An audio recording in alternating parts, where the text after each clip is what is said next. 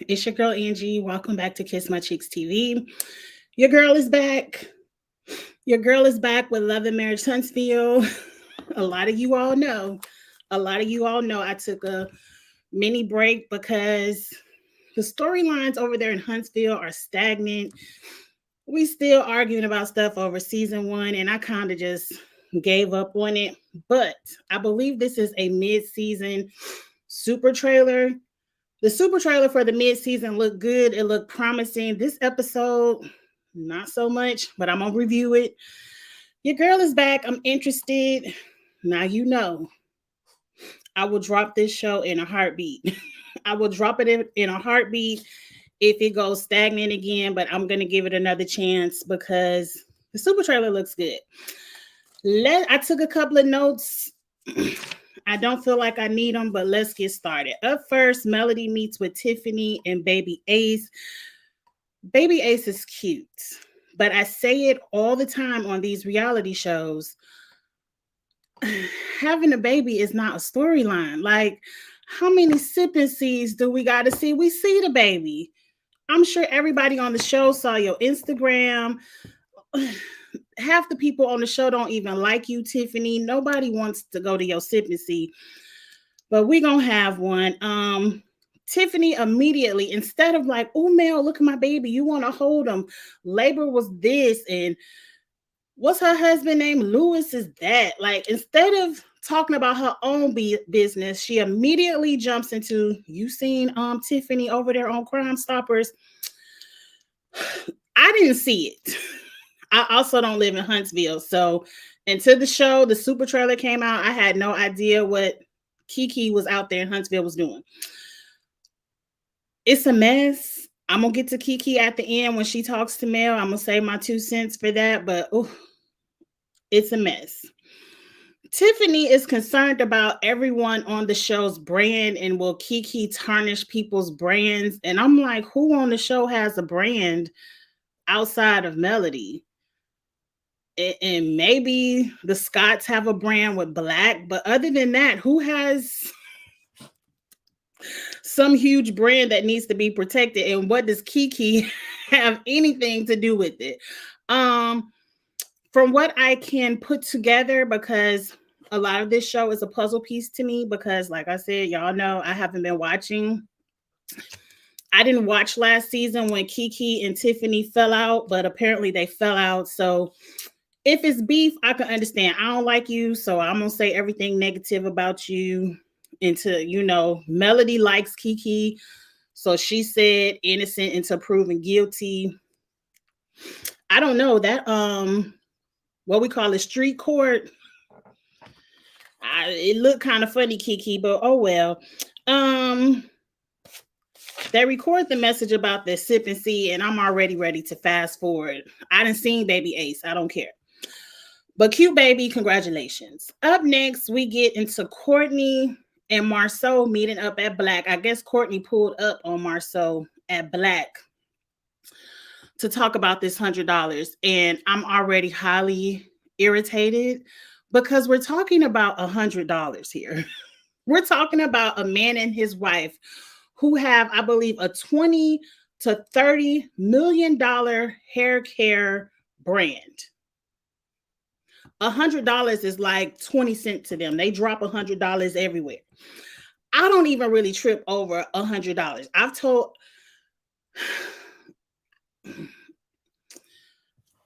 it ain't like I don't need $100. Like if you give me $100, I'll be grateful, but I don't trip over $100. Like I've told plenty of people who borrowed $100 or did me wrong and it was over $50 to $100. Look, I may not give you no more money, but I'm not about to break down a friendship or a family relationship over $100.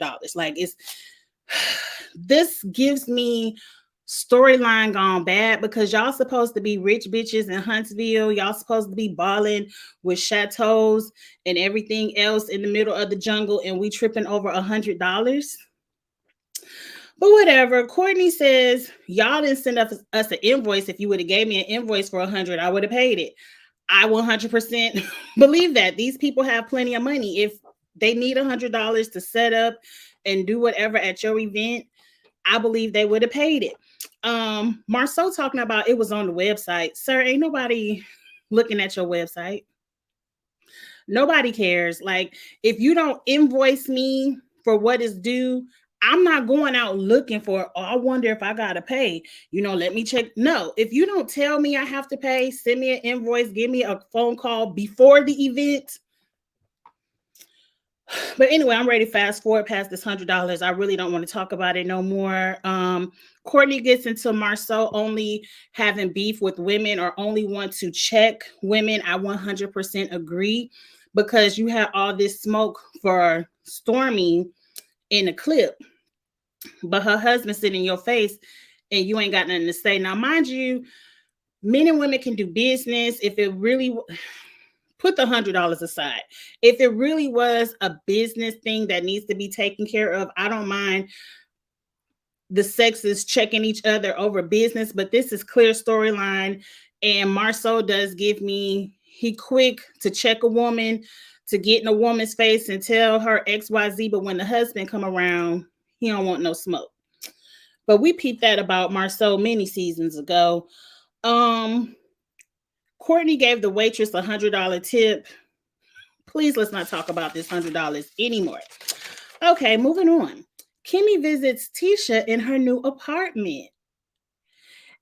And I'm like, girl, what happened to y'all chateau in the middle of the jungle? Because I remember, I don't know how many seasons ago that was, when they were driving up this mountain in the middle of a jungle, and they didn't even have a driveway. Like, they have, where they want to build their house, they have to knock down all the trees, create a road, create somewhere for electricity to go up. They got to put all their own sewage and plumbing in. Like, their house is in the middle of some jungle. That house is never going to be. I don't think that house will ever become anything. What did Nene tell him? I saw sticks, or what's that Phaedra? It was sticks, dirt, Neverland. Look, I don't know. I wish y'all the best with y'all chateau in the jungle, but what happened to the townhouse y'all had season 1? It seemed like every season y'all going further and further and further down the rich bitch scale. Like, y'all had a really nice townhouse. Then y'all said, forget that townhouse. We're going to move into our rental property. Now the rental property, you done moved into an apartment. I kind of feel like Tisha done left Marceau, and that's really her apartment for her and her kids. And they just don't want to give us the tea.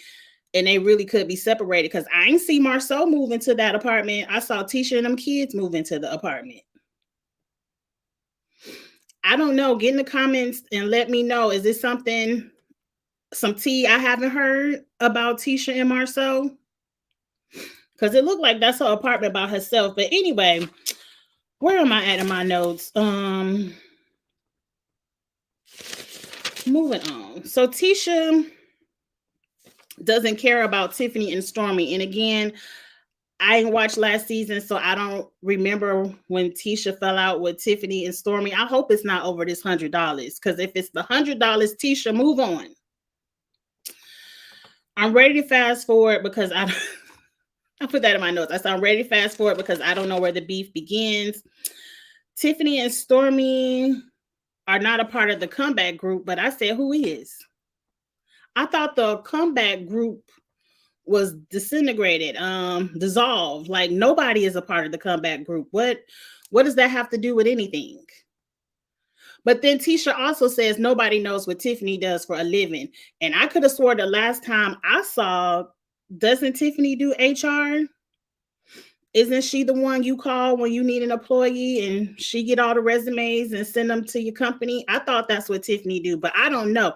I know she doesn't work for City Hall anymore. That was so many reunions ago, and it was like, I know she got fired from City Hall. Tisha, shut up, because we halfway don't know what you do. But take care of your husband and them kids. But ain't nothing wrong with that. But Tisha, we don't know what you do either. Moving on. That's the end of Tisha, because Tiffany and Kimmy really ain't, what's their name? Tisha and Kimmy really didn't talk about too much important. So let's move on to the most trifling part of the episode, which is Chris and Martell. And I'm hollering at Sheree. Sheree, look at the screen. It's your man. This the one you sticking beside over there in Atlanta. This your man. The one that doesn't have a home. The one that's squatting because Chris said the house is sold. It's under contract. When are you getting out? That's your man, Sheree? Okay. Anyway, Chris first wants to talk about how upset he is that Martell subpoenaed his friends to court to tell the truth. I just want the truth to come out. I don't want anyone to be on anyone's side. Just tell the truth. Didn't you lose that court case? I guess the truth wasn't on your side then or there.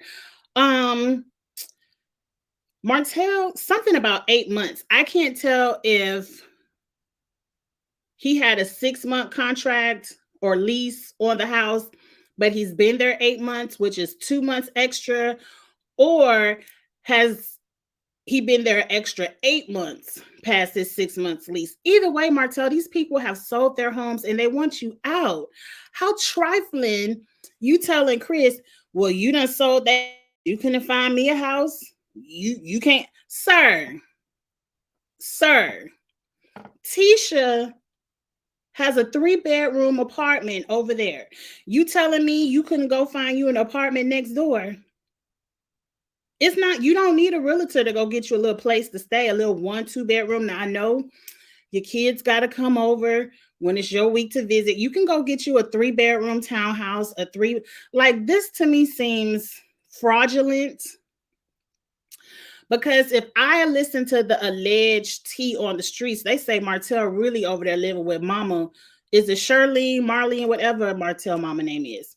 He over there at his mama house. So I don't know who house he playing in for this scene.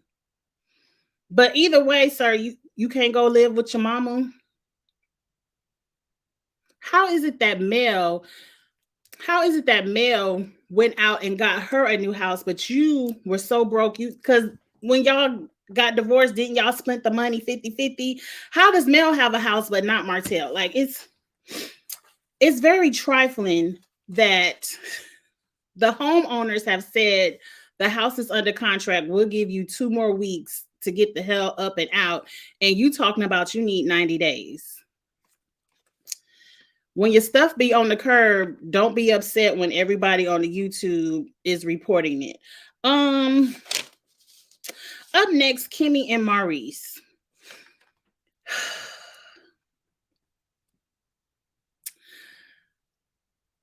Maurice. Like, Maurice is becoming more trash than his brother. And y'all know, if you know me, you know I can't stand Marceau. I don't like nothing about him. I don't like nothing that he stands for. Tisha love him. Good for her. But here goes Maurice. They're doing these electronic bicycles, whatever it's called. Looks fun. I would do something like that. They got them little electric scooters downtown Memphis. I want to ride on. My husband don't want to ride on with me. But that looked fun to me. They paused to have an on-camera conversation about Maurice is upset he paid $100 and everybody else got in. Everybody else got in free. But Marceau made sure to make his brother pay the $100. This is a fool.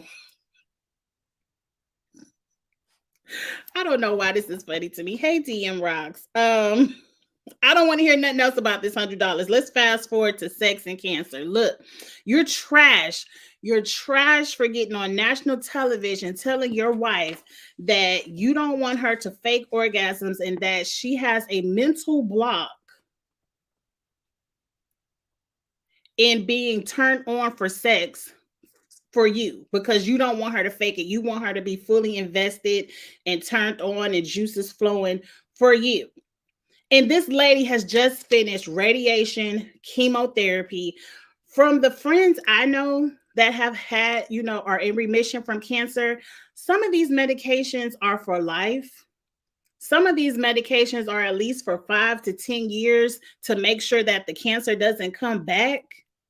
This lady is fighting for her life And you worried about if she turned on for sex or not, because you got to have it right. Your hands not enough. They got so many sex toys that look like vaginas, and I don't know, I ain't tried them, but they say they feel like vaginas. You can't find another way to get your rocks off when your wife is battling cancer. Do you know how trifling and sorry and trash and full of shit you sound? Jesus have mercy. Maurice, it kind of feel like you don't love Kimmy. It kind of feels like you found you a bad bitch, because Kimmy is bad. Like Kimmy, I love her fashions. The body is banging. Her hair is usually 95% correct. I have seen you in a bad wig or two, Kimmy, but that ain't. Kimmy is a bad bitch. It seemed like you got a bad bitch to put up with your bullshit, but you really don't want her. You just want to have her, but you don't love her. Because to me, somebody that loves you wouldn't talk like this. Kimmy talking about you borderline being an asshole. No, he is an asshole, Kimmy. And to me, that's reason enough to leave. Because if he treats you like this through cancer,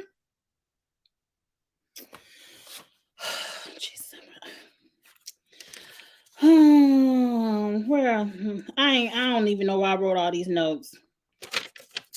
I done said all of this because I said if I was Kimmy, I would have took that bike and crashed right into him. Like, is he worse than Marcel? Do you think Kiki is going to jail if the cops get her? Look, we about to get to Kiki next. Because this don't have to be long. Courtney meets up with Stormy to talk about this $100 again. Fast forward. Mel goes to Kiki house. Kiki has on a hot mess shirt, and I said hot mess is not the word for it. Mel does a little bit of product placement. She don't put a gotta push you through shirt up in Kiki house. Look, Mel product place. Then Candy do it all the time. Learn from the best. Learn the game. Now, to me, allegedly, Kiki looked like she was back on them pills. Just she looked a little bit sweaty. Her eyes were shifting. It looked like she couldn't focus. And in the way she was talking to Mel about a lot of nothing. Now I know that was editing. They could have had a full back and forth conversation and edited to make it look like Kiki was running her mouth and Mel was just looking at her crazy. I don't know, but it looked funny. Kiki, I want you to get some help. Kiki tells Mel a story about being back in the hospital for back pain. We all know Kiki, because I think she said it. She was on pain, got addicted to painkillers because of an accident that caused her a lot of pain. Kiki is not alone. Kiki is not alone. I just watched this. It's a movie on Netflix called Painkillers with, what is her name? Is it? I don't want to say her name wrong, but y'all know from Orange is the New Black, Crazy Eyes. Is it Adubu? I don't want to say her name wrong, but y'all know who I'm talking about. She's starring in this series on Netflix called Painkillers. I sat down and watched the whole thing. One day I was working and I just watched it while I was working and then finished it that night, all in one day. It is a really, really, really, really, really good movie about Oxycontin and how a lot of people got addicted to it because how strong that painkiller is. And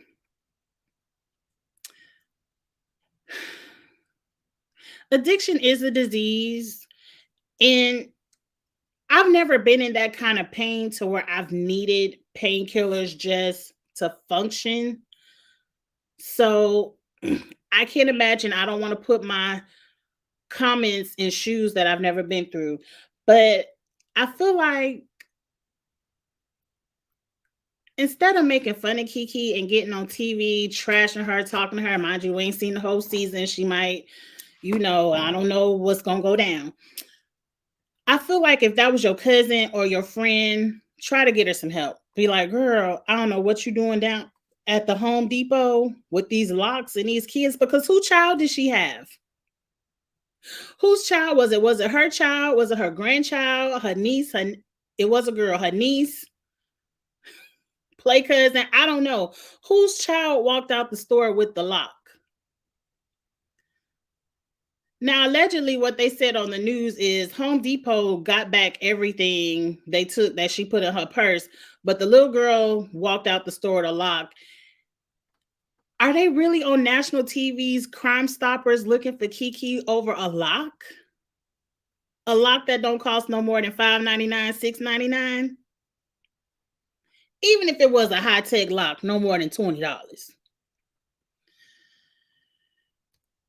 It has to be more to this story that we don't know. I'm going to believe that Kiki went back down to the Home Depot and gave them the lock or paid them a little $15 for the lock. And they said moving on, because at the end of the episode, they said, as of today, Kiki has not been arrested. It doesn't look like Kiki is hard to find. She's still in Huntsville. I'm sure she's still at her address. It's everybody in Huntsville probably know where Kiki lived. So if the police really wanted to arrest her, I don't think Kiki is hard to find. I'm just going to say, Kiki, if you haven't got help, please get some help, because based on what I saw in that movie, these people took about 1 or 2 of them pain pills and were addicted. That's why whenever, like, I've been in pain and the doctor been like, I'm going to prescribe you, I need to throw them in the trash because I don't want nobody coming in my house getting them. I have like a drawer full of painkillers where like the doctor give me one, like they'll give you like 10, 15 in a prescription, and I'll take 1 or 2. And after that day, when I don't feel any more pain, I don't keep taking them. And I just put them in my drawer. Every once in a while, like I have a bad knee. If my knee is in throbbing pain, I might take 1 or a half of one. But really, because I'm scared to get addicted to them. And I never had that kind of pain where it's continuous pain and I need the pain pills. So if I don't need them, I'll pop an aspirin or ibuprofen and leave them pain pills in my drawer. So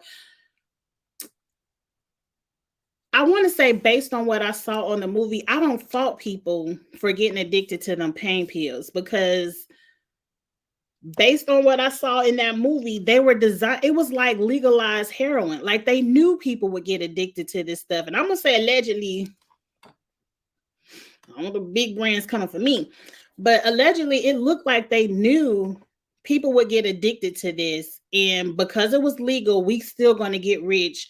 And so many people got addicted to pain pills when they weren't trying. It wasn't like they were out looking for a high. And then once you're addicted, you're addicted. And it's hard to get off of them opioids. It's really, really hard.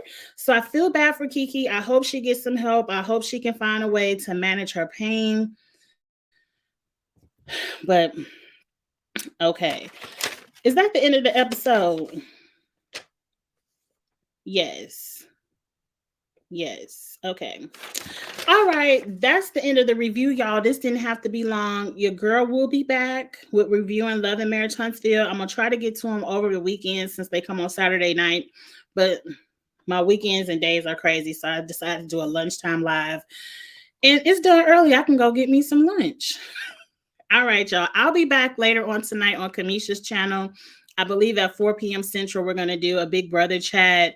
And then I think tonight, I ain't even going to put it out there. I want to do a challenge chat, but I don't know for sure. I might do it tonight. It might be tomorrow night. It really depends on how work goes. But like, comment, share, subscribe. Thank you all again for getting me to the 1,000. Now let's push on to the 2,000. And I will see y'all later. Have a good afternoon. Enjoy the rest of your day at work. Bye.